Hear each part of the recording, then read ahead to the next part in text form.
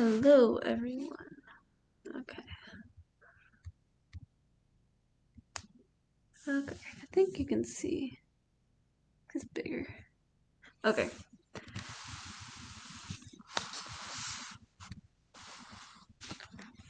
Sorry.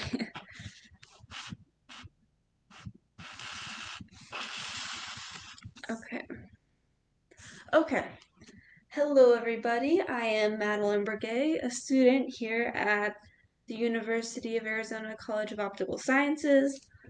And today I will be doing a Facebook Live of a laser transmitter. So, first, let me show you what we got. Over here, we have a integrated circuit.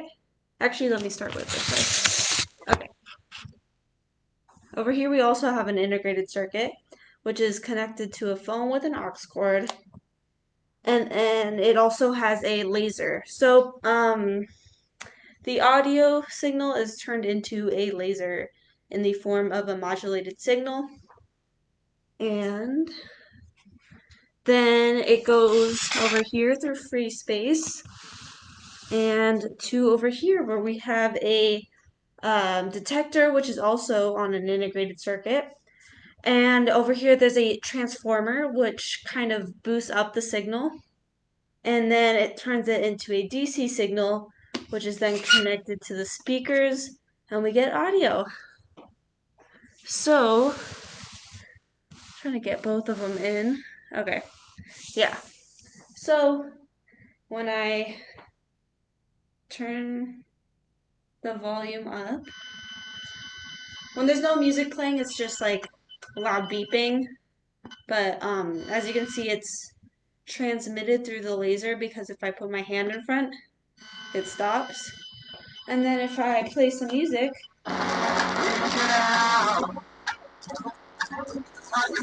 we get music. Okay, let me turn it down. Okay. And as you can see, if I stop it, put my hand in front of the way, the music stops because the audio signal is no longer being transmitted. Let me see if I can get, yeah. So now I aligned it a little better so it has a little better audio.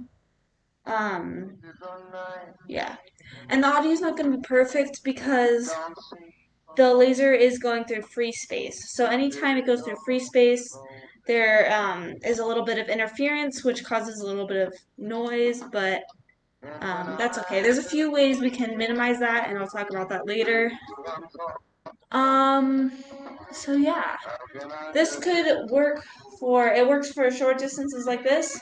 It also works for long distances as long as you have a high quality laser and a high quality transformer to boost the signal enough. Um, so yeah, and this is also a similar process to radio waves. The only difference is this is light waves, hence, or I mean visible light waves, hence being able to see it. This has a wavelength of it's in the scale of nanometers, whereas radio waves have a much higher wavelength, and they're also able to go through more materials. So, like this, it stopped, but with radio waves, it would still be able to transmit, um, unless it was like an aluminum or something conductive. Or also, I don't know if you've ever been in a like concrete building where you just don't get radio signal anymore. That's another example of when radio waves wouldn't be able to transmit. But yeah, and this is also used. Here, let me turn it down. This is also the same concept as optical communication. So let's say this was our optical fiber. Um, Let me turn it back up. And let me put this here. And this over here. Yeah. I have to hold it so it's not as practical. But you might have noticed that the quality's a little better. That's that free space thing again. So um, yeah, so pretty much what's happening is, and I know someone else did a Facebook Live about fiber optics a few weeks ago, but the light is, where's the end? It's going through the end on one side and it's bouncing off the sides all the way around this whole loop, and then it comes out the other side right onto the laser. So we're getting rid of that free space in between, which makes it a lot cleaner. And yeah, and we can also demonstrate this in a few other ways. So let me realign it to make it sound a little nicer. Okay. So right now it sounds pretty decent. You can hear the song, but there's a little static. And then if you take a piece of plastic, you can still see through it. So it transmits light, but it does have a lot of like scratches, and you can see that like it's not quite the same image quality through it.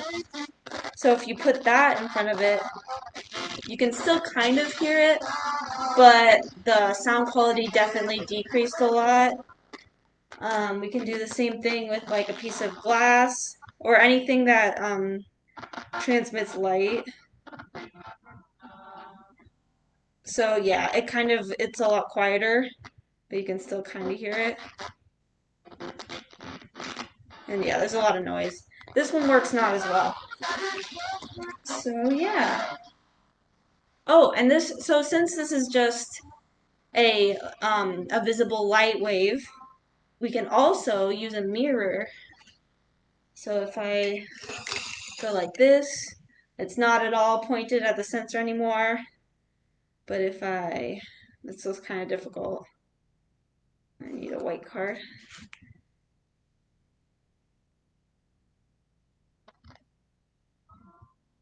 You can kind of hear it. My hand's really unsteady, but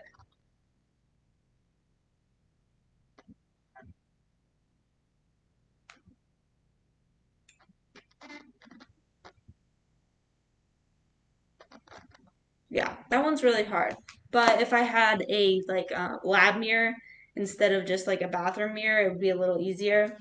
But yeah, since it's the same signal and it's just light, and this mirror reflects the light on it reflects the whole beam, the sound can still be heard. The same signal is being transferred. So yeah, that's kind of cool. Um, yeah, I think that's all. I know there's not very many people live, but I am also open to questions if anyone has anything.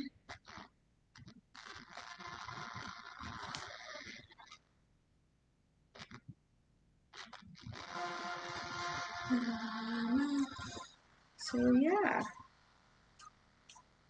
pretty much just a power source and some audio going into a laser, sending out a modulated signal, and coming over here to a detector where the transforming is stepping up the signal, changing it to a DC signal, and changing it to audio. Woo. And yeah, this all obviously has a lot of practical life applications that we use every single day, but usually in the form of fiber optics because, like I said, with free space, if there's like a tree in the way or if it's like windy and there's dust particles, the sound it sounds more like this. It's not as clear, right? And even without my hand there, it's still not the best sound quality, partially because of my laser alignment isn't perfect, which is another difficulty with free space optics and just optics in general. But yeah, which is why we use optical fiber, much better quality transmittance. So let me see if there's any questions.